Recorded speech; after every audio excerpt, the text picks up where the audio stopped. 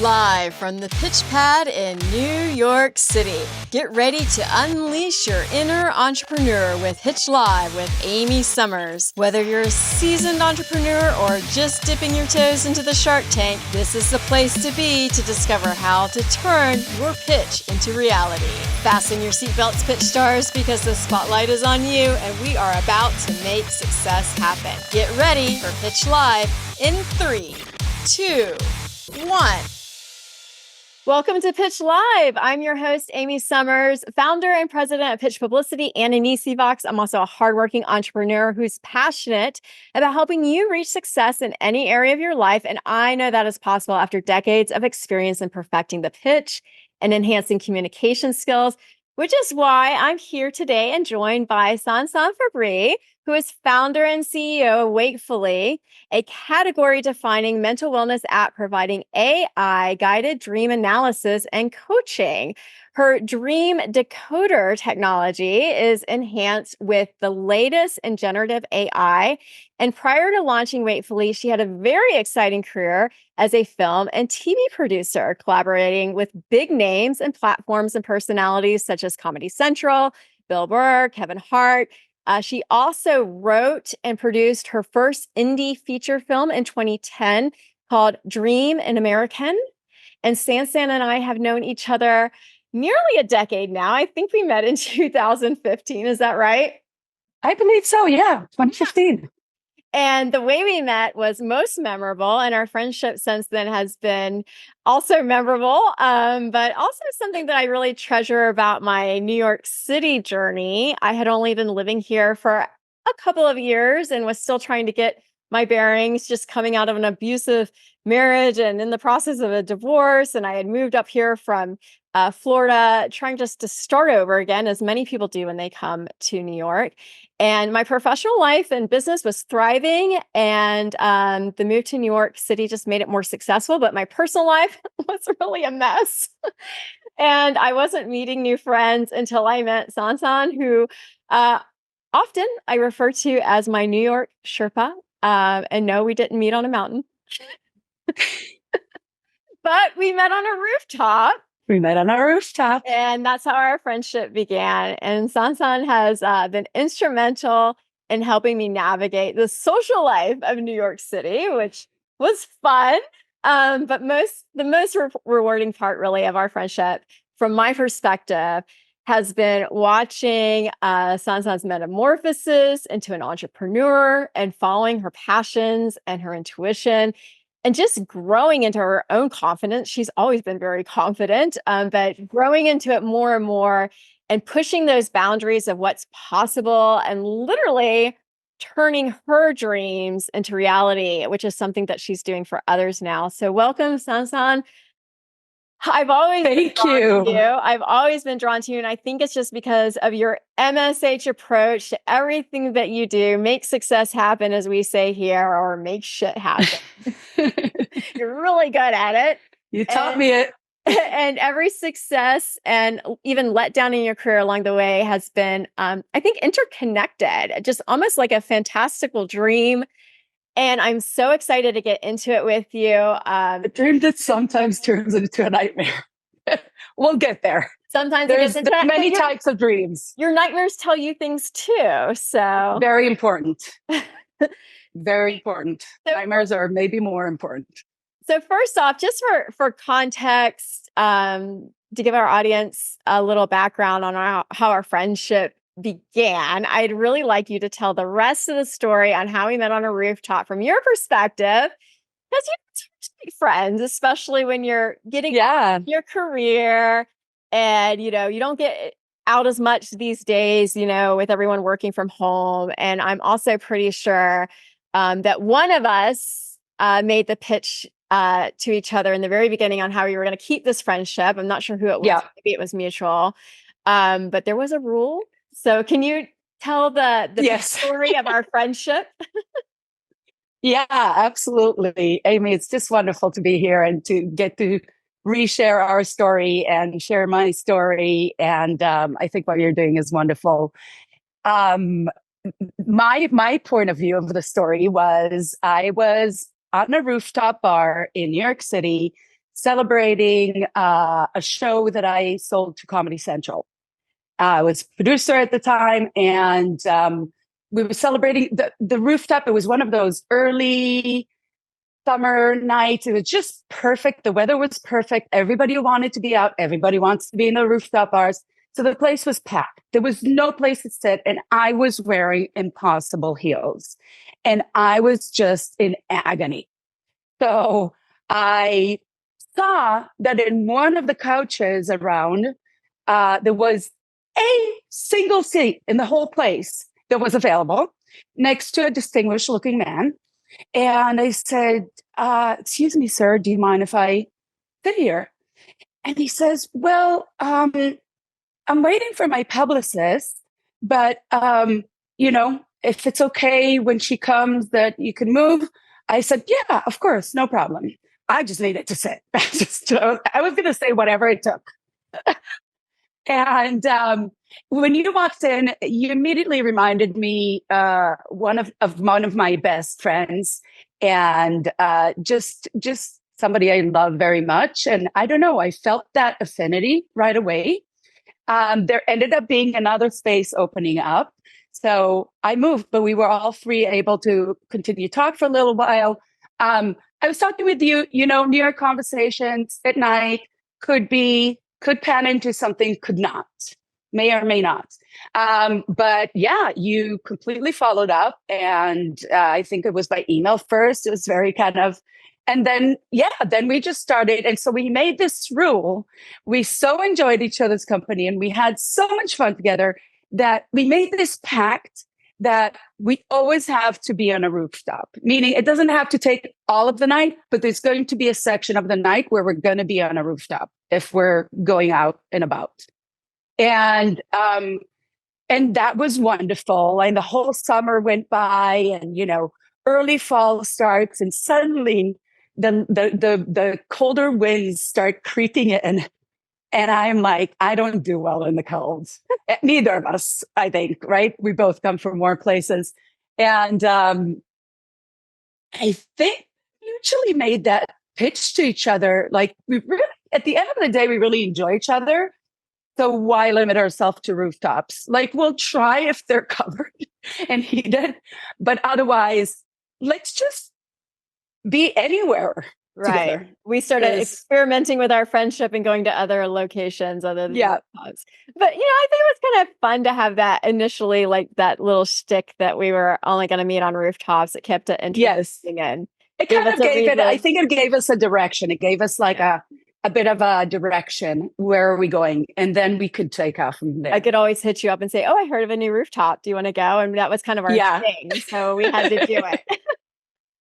Well, I'm so glad that you're here. And, you mentioned that you were celebrating something that night. I believe we were on the Viceroy rooftop, which was a really cool experience. But let's go back to the beginning of your career first, because I want to start there in the film and TV.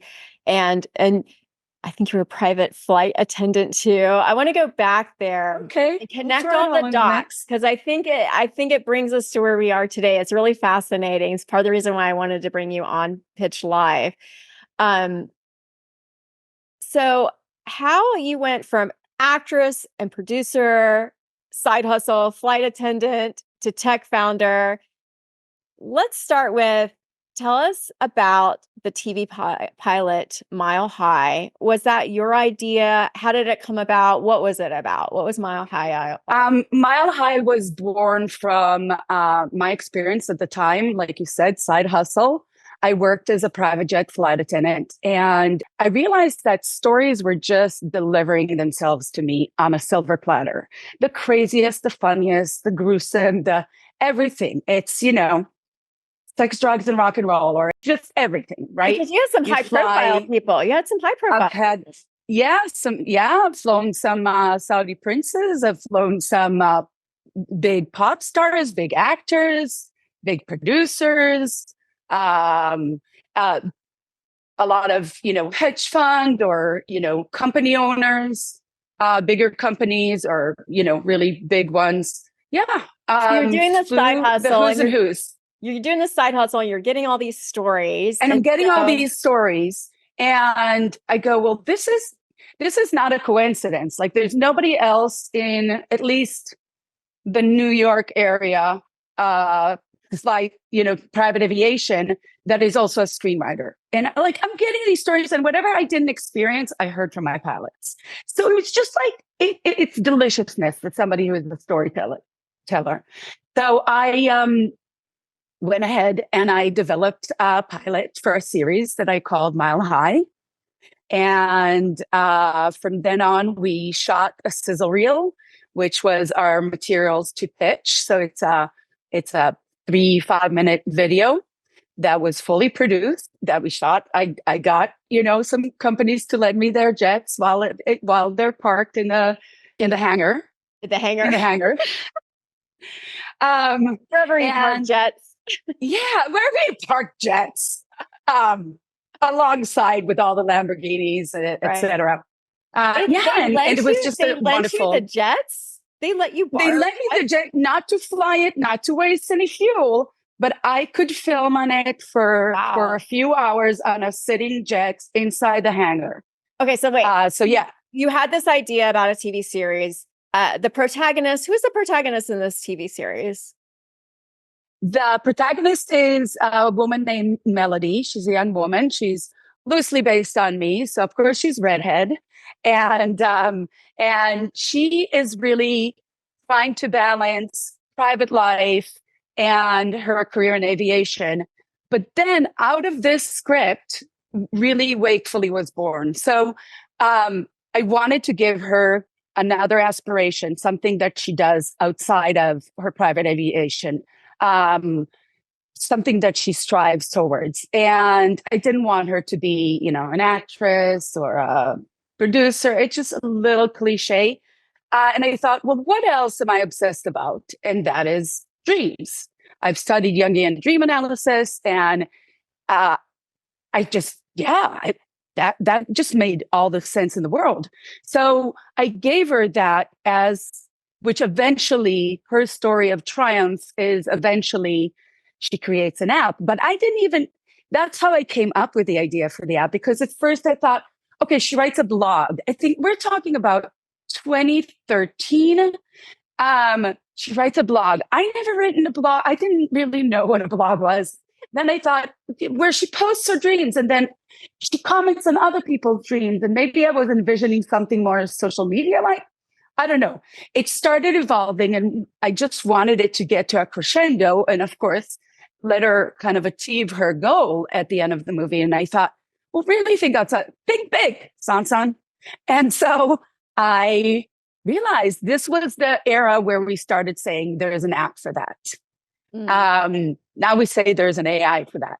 But back then we said there's an app for that. And I thought, yeah, an app. And I went and I researched and I tried different apps that were purporting to do dream analysis. And it was just completely dissatisfying, not valuable, and was also very hokey, very kind of one size fits all. And if you dreamt about a dog barking, it means that you have to make up with a friend that you have wronged, or, some completely made up.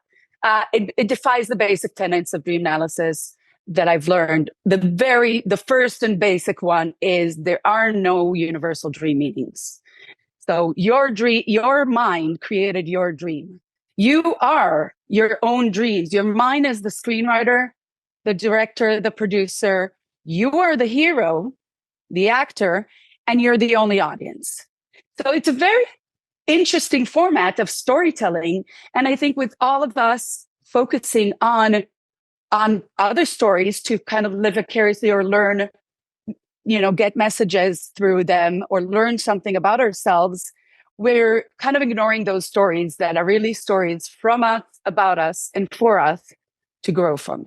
So you're writing a screenplay for a TV series, Mile High. Your protagonist, she's a flight attendant, and you're giving her a side hustle, and you find yourself down a rabbit hole about a dream app, because that's what you're writing in as her side hustle job, something that she's achieving, something that she's doing. And you're doing it because it's of interest to you. But I mean, you start learning all these things. Before we we close the page on this TV series, I want to know what happened because I know you created a sizzle reel. How did you ever pitch it to anybody, and how did you pitch it to somebody? Yeah, some. We went out to LA where my producing partner had an agent, and we had a few meetings. And the feedback that our agent was getting back to him with was that people wanted to see it more as a feature film than a series. And so we went back and we started writing the feature film, out of which Wakefully was born. And before I knew it, Wakefully took over my life because now I had a really big, audacious dream, as we call it. Okay. And So your that to story is me that was. you took the feedback from the agent to scrap the TV series thing. Now you're writing the film piece. Did the film ever get pitched, or did you just get off So we on a kind rabbit of left trail it with on this the app? back. We left it on the back burner. We may pick it up one day. Things have changed. Me Too came about, and some of the stories that I used to say that we're like that. The show is like Sex in the City meets a women-centric Californication at 45,000 feet. So there's a lot of like sexy innuendo that may not work as well in our days, especially with men in positions of power and a woman working kind of for them. And I really wanted it to be a more empowering story. And so, yeah, I'm actually meeting my co-writer today. You never know. It may come, Probably one day. but it's really interesting that you started off on one entrepreneurial path. It wasn't going anywhere. That could be really discouraging to someone. But in the process, you created a script and you created a really a business idea for the protagonist. So when you were kind of getting roadblocked there, how did you shift now to saying, I want to create a dream app? I think my whole life, it really, my natural progression of things is very entrepreneurial. Like you said, I started as an actor. I started as the one who has a very passive role in real life, which is you're always waiting for the audition. You're waiting for the right audition. You're waiting for the right role. You're waiting for them to call you back. You're waiting for somebody to give you a job, any job. And there's something very passive about it. And as you know, I'm an MSH person. So it didn't sit well with me. I needed to do something. And so the transition from acting to screenwriting and producing was already a really tough one because I've been acting since high school and all the way to into my 30s. So it really became what defined me as a young person. And I thought, if I'm not an actor, who am I? What am I? What am I worth? And it was a mini crisis, and I just realized that when I was screenwriting or producing, I'm still doing the same thing. I do it from the same place. It comes from the same place of wanting to tell a story and have a certain impact on many people through the way I tell the story, whether I tell it by being the role or whether I tell it by writing it. The writing, once I started writing, that was a very empowering tool because that's something I can do. I can sit there, I can write, I can, producing also. I ended up kind of producing my first movie. I was a co-producer on it, but a big production company took it and produced it and put the money on it. But I really morphed into all of these very organically. So then, as we say, from the movie script to morph organically into, at the end of the day, I'm a creative person.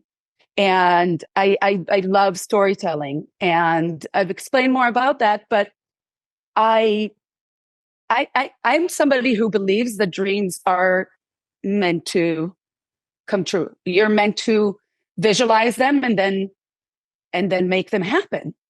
And so to me, once I visualized the hero of my script creating an app, it was clear to me. And at the same time, again, things happen and the right dynamics and the right thing at the right time. So at that time, Apple TV, this was kind of before Apple TV was what it was today. They had maybe two shows, and one of them was called Planet of the Apps. Planet of the Apps, and it was like a Shark Tank meets The Voice for apps.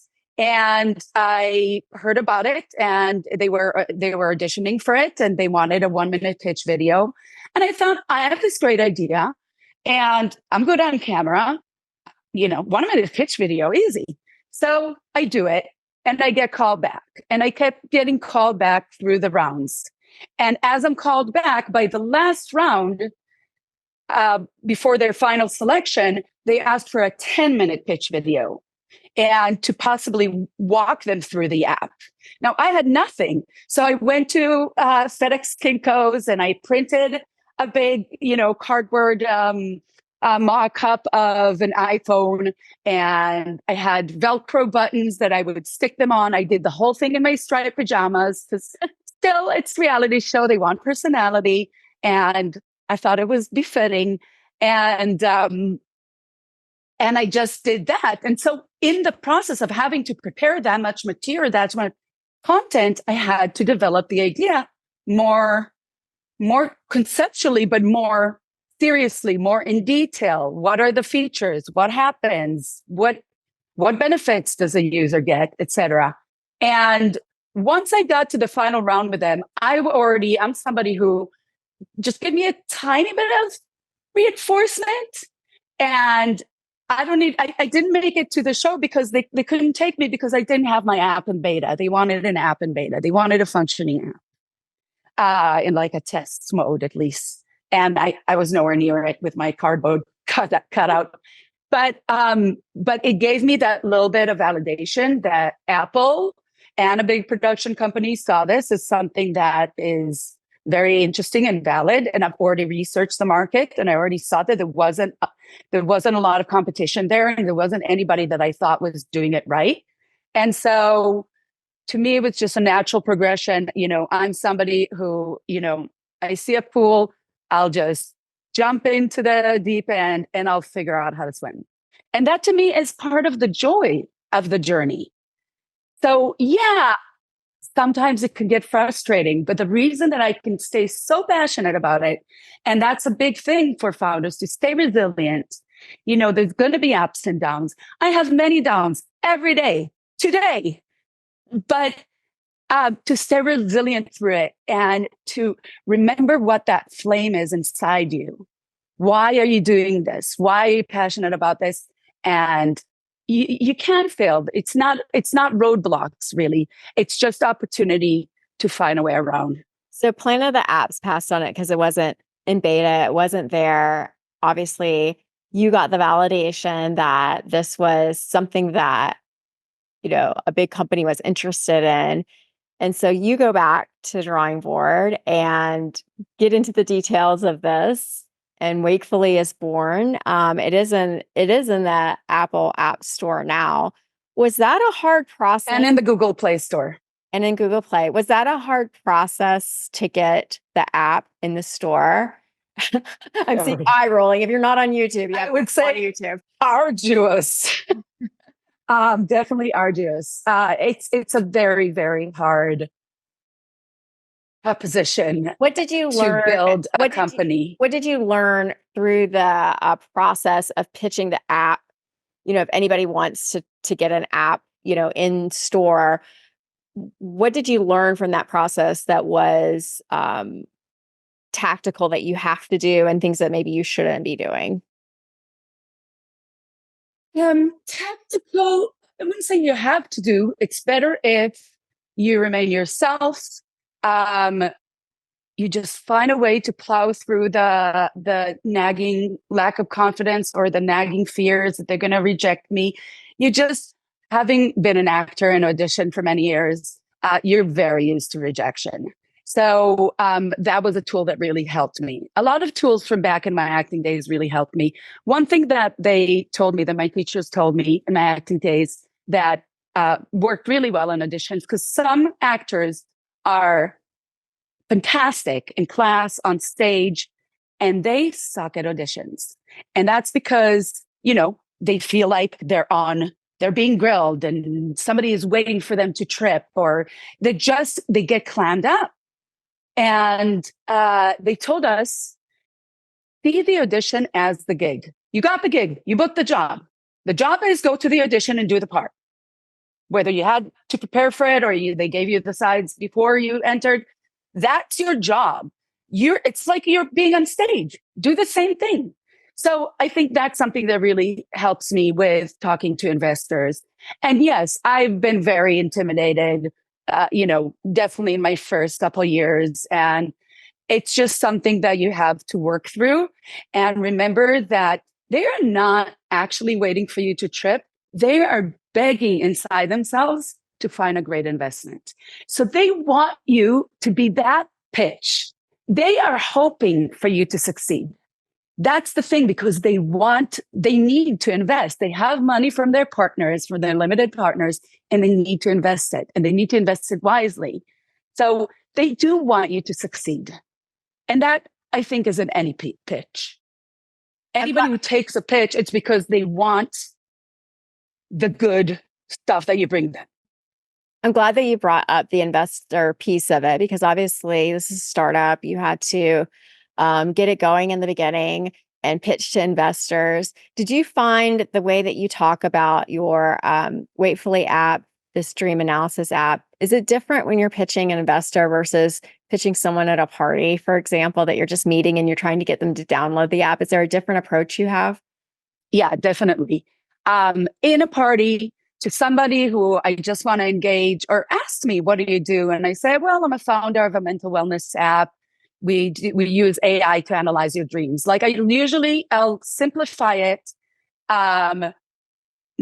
just because the environment and there's noise. And I'm like, we have an app that can analyze your dreams using AI. So it's very simple. And then people get interested, and then I can delve a little deeper, and I can tell them we have other features that help you with, guided meditations and guided dreaming techniques for you to relax into dreaming, and then for you to awake and get some insights from your dreams. So I'll do it more in a much more conversational, fluid way. Investors expect more of a, in lack of a better word, templatized. You need to hit key points in your pitch to investors. You need for them to understand within, one sentence, what is it? What does it do? What is your company called? What does it do? What is the benefit to users? And why are you going to succeed? And so there's a lot that goes into it. There's, there could be some metrics. There could be some market research. There could be some validation. Oh, we have an app. We had this much growth month over month, and we had this many converting to the premium version that's paid, etc. So it's you have to pick the most important parts of your bigger pitch, which is the one that you get to do for about 10, 20 minutes. Can you give us a quick, sample of how you pitch an investor if you're pitching? Yeah. Not on the spot, but I'm just curious how it's different. I definitely hear you pitch it at parties because I hang out with you. But I'm just curious, how does that change for investors? So, okay, we're on a Zoom. I'm the investor. Where do you start? So, hi, lovely to meet you, Amy. So I'm Sansan. I'm the founder and CEO of Wakefully. We're a mental wellness app that provides AI-guided dream analysis and coaching. We provide our users with daily, personalized, actionable, contextual insights on their dreams so they can make meaningful changes in their waking life. That's the opening. Nice. Cut. And then at a party, and scene. And then at a party, and you're just trying to get someone to download your app. I mean, how do you ease into this conversation? Do you go straight to, hey, I am developing an app, or how does it usually come about? People ask each other, what do you do? I kind of let it come up in conversation, or maybe somebody mentions dream, whether it's a life dream or a night dream. People talk about dreams a lot, Mhm. about their dreams, both the night ones and the go ones. So it's usually very easy. And in any case, at one point, they're going to ask, what do you do? And the minute that I say just that little bit, oh, we have an app, mental wellness app that uses AI to analyze your dreams, then everybody's head goes, whoop. Everybody's like, suddenly I get the circle of heat. And suddenly more people are coming over and wanting to hear more. And then I can talk more fluidly about it. And how there isn't a tool out there and people are using Google and it's not personalized and it's not it's a one size fits all. And What's the biggest objections you get either from the investor side or from just talking to people? Would you say like the top 2 or 3 things that people are hesitant to yeah, their dreams in an AI app? yeah. So consumers, the top 3 are number 1, either they say, but I never dream, which is not true. You dream every night, or but I never remember my dreams, which is more accurate. But they always have that one and they go, but I do want to ask you about this one. So after they say they don't remember, they always have this one in their back pocket. The second one is they might wonder about, do dreams have a meaning? Like, is this kind of like, is it a horoscope kind of thing? Is this, what's the validation here? And there is, of course, a lot of scientific and empirical evidence. And the third is privacy, because before they get to privacy, they go, oh, they get really close and they go, oh, but my dreams are really crazy. Does that mean I'm crazy? And so they don't want to share it. They think, oh God, to share it with an app belongs to this woman. And I say, first of all, everybody's dreams are crazy. Everybody, but it's so easy to get isolated in our own mind and forget that. So that's another thing that the app is doing with insights from the community. Hey, other people have dreamt about the same thing in the past month. Oh, this wow. percentage of time. So So compare now you your feel like you're dreams not to all alone. other dreams that are going on.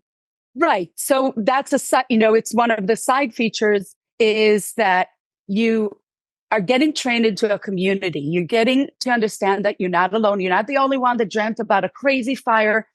Take the pandemic. People were all over the world were dreaming about being trapped, somebody jailing them, a lot of being trapped because we were trapped at home at the early onset pandemic. And in the US specifically, because we call a virus a bug and other countries call it a virus. So in the US specifically, people dreamt about bug attacks, like about crazy bug attacks. So that's how, our collective consciousness works collectively. So there are things that are similar between our dreams. There are themes, but we're each experiencing them very individually. So we give you the individual point of view, but we also connect you to you're fine. It doesn't mean you're crazy. Even if you dreamt that I don't know, did something really horrible, it's probably your conscience battling with some unresolved anger. It's not, your consciousness and your subconscious with an unresolved battle, unresolved conflict within yourself or with somebody else. How do you overcome So it doesn't mean that you're ready to go around and start, hurting people. How do you overcome I'm scared about sharing my information with an AI app? Yeah. So I tell them the information is entirely encrypted. Even I don't have access I have access to the Dream Bank, to the whole, Dream accounts, Dream texts, but it's not sitting in the same place where the user data, like their email or their name, sits. So these are very separate. They're very much siloed from each other. What we're building here, really, in essence, is what I call a global dream wisdom bank. Look, there are some dream repositories out there in the world, like the dreambank.org, I think it is. We already have more dreams. We have about 50,000. They have about 30,000. Also, their dreams it's just the same dreams. They're not relevant to today because this is from 20 years ago. and just the themes in our life and our collective consciousness change. And there's no context about the dreamer. So we ask follow-up questions to really get a context about what it is that you feel with dog. Were you bitten by a dog when you were 12 and you think dogs are vicious? That's your association. Or were you like me, grown in a family where I was born into a family with 2 older sisters and a Great Dane. So to me, she was just another family member. So I feel very natural. Maybe to me, a dog barking is there. She's protecting me, or who knows? So it's a deeper dive into dreams. So it's a deeper dive, but I reassure people that we have our utmost, our privacy policy is ironclad, and we're doing the best practices in terms of data privacy. Well, I think that this is a good spot to wrap up, and people should start analyzing their dreams, because look at Sansan. I analyzed them until of a movie, and now she's an entrepreneur, a woman founder in tech, and you just have an amazing story. If somebody is interested in this, where do they find it? How do they get in touch with you? Even maybe they want to invest. Like, where do they find you, or where do they download this? So you can find Wakefully AI DreamDecoder on either and all app stores, the 2 of them. And or you can find our website at Wakefully. That's like wakefully.io. We're on social media as wakefully.io in all accounts. And if you want to email me directly, you can find me at Sansan at Wakefully. Sansan is SANSAN at wakefully.io. Sansan, thank you so much for joining us today. I know that a lot of people watching this are going to be inspired by your story, because it just shows that you can take one idea and go completely another direction if you keep pushing through. And that's something that I've always seen. And if you're open to all possibilities. And if you're open to all possibilities. And I just want to encourage everyone to share this episode so more people can learn about wakefully and analyzing their dreams and making their dreams a reality. Be sure to download the Wakefully app. You can find it at the Apple Store or the Google Play Store. And we'll have a link to it and all of the other ways to connect with Sansan here in our show notes. And thank you for joining us on this episode of Pitch Live with Amy Summers. Be sure to hit that subscribe button and give us a rating or review. Your feedback helps us plan future episodes. I hope you were inspired today to start dreaming and pitching your with purpose. Story. Yeah, dream with purpose and pitch your stories. And really get out there and make success happen, or MSH. And as a bonus, join us at inisivox.com, where you can get motivated, hone your communication skills, and binge as much mentorship as you want whenever you need it. The link is going to be in our show notes, along with all of our social media handles. So let's stay connected. And until next time, MSH. Thank you, Sansan. Thank you so much.